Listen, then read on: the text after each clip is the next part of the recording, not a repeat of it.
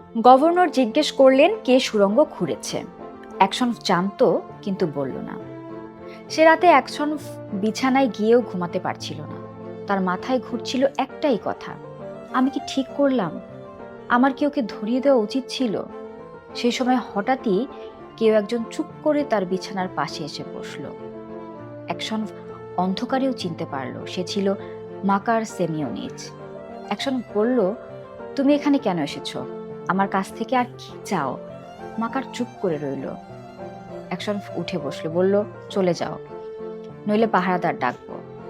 মাকার সেমিওনিস তখন অ্যাকশনের কানের কাছে ঝুঁকে ফিসফিস করে বলল, ইভান, আমাকে ক্ষমা করো। অ্যাকশন চুপ করে রইল।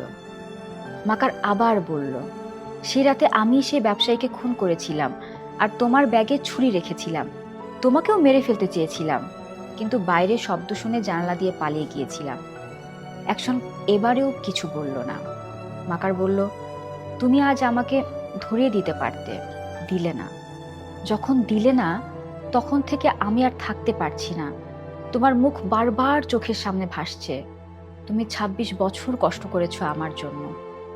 আমাকে ক্ষমা করো, সৃষ্টিকর্তার দোহাই দিয়ে বলছি, আমাকে ক্ষমা করো। অ্যাকশন অনেকক্ষণ চুপ করে রইল।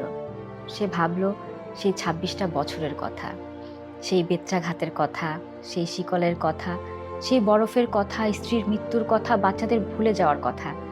এই সব কষ্টের জন্য এই লোকটাই দায়ী। কিন্তু তারপর সে ভাবল, এই লোকটা এখন তার পায়ের কাছে বসে কাঁদছে। এই লোকটার ভেতরেও এখন নরক চলছে।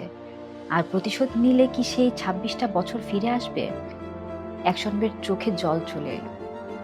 সে বলল, সৃষ্টিকর্তা তোমাকে ক্ষমা করবেন, হয়তো আমি নিজেও তোমার চেয়ে ১০০ গুণ বেশি পাপী। এই কথাটা বলার সাথে সাথে তার বুকের ভেতরে কি যেন একটা হালকা হয়ে গেল। ২৬টা বছরের ভার, রাগ, কষ্ট, অভিযোগ সব যেন একসাথে নেমে গেল। বাড়ি ফেরার যে আকাঙ্ক্ষা এতদিন ছিল সেটাও আর রইল না। শুধু একটাই ইচ্ছা রইল, শেষ সময়টা যেন শান্তিতে আসে। মাকার সেমিওনিচ সেই রাতে মেঝেতে মাথা ঠেকিয়ে কাঁদল।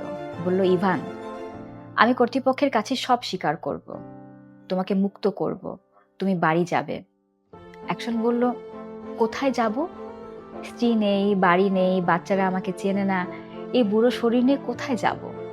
কিন্তু মাকার তবুও পরদিন সকালে গিয়ে সব স্বীকার করলো। মুক্তির আদেশ এলো, কিন্তু সেই আদেশ যখন এলো, অ্যাকশন তখন আর নেই, সে আগেই চলে গিয়েছে। লিও টলস্টয় এই গল্পটা লিখেছিলেন ১৮৭২ সালে। এই গল্পটা পড়ে অনুপ্রেরণা দিয়েছিল স্টেফেন কিংকে। তিনি লিখেছিলেন রিটা হেয়র্থ অ্যান্ড শশাঙ্ক রিডেম্পশন। সেটা থেকেই তৈরি হয়েছিল ১৯৯৪ সালের বিখ্যাত সেই সিনেমা দ্য শশাঙ্ক রিডেম্পশন। কিন্তু টলস্টয়ের গল্পের শেষটা শশাঙ্কের চেয়েও গভীর। শশাঙ্কের নায়ক মুক্তি পায়, কিন্তু এই গল্পে অ্যাকশন মুক্তির আদেশ আসার আগেই মারা যায়। পৃথিবীর বিচার তার জীবদ্দশায় মিলল না। তাহলে কি এই গল্পের শিরোনামটা মিথ্যা? না, কারণ গল্পের শিরোনাম হলো সৃষ্টিকর্তা সত্যি জানেন কিন্তু অপেক্ষা করেন।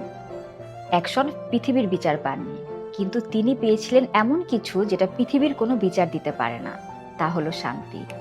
যে মুহূর্তে তিনি মাকারকে ক্ষমা করলেন, সেই মুহূর্তে তার বুক হালকা হয়ে গেল। ২৬ বছরের কষ্ট, রাগ, অভিযোগ সব শেষ হয়ে গেল। সেটাই ছিল তার মুক্তি, শিকল খুলে যাওয়ার আগেই। টলস্টয় বিশ্বাস করতেন পৃথিবীর বিচার সবসময় সত্যি হয় না, কিন্তু সৃষ্টিকর্তার বিচার কখনো ভুল হয় না। শুধু সেই বিচার আসে তার সময় মতো। আর সেই বিচারের জন্য যে ধৈর্য ধরে অপেক্ষা করতে পারে, সে পৃথিবীতেও শান্তি পায়, আখিরাতেও।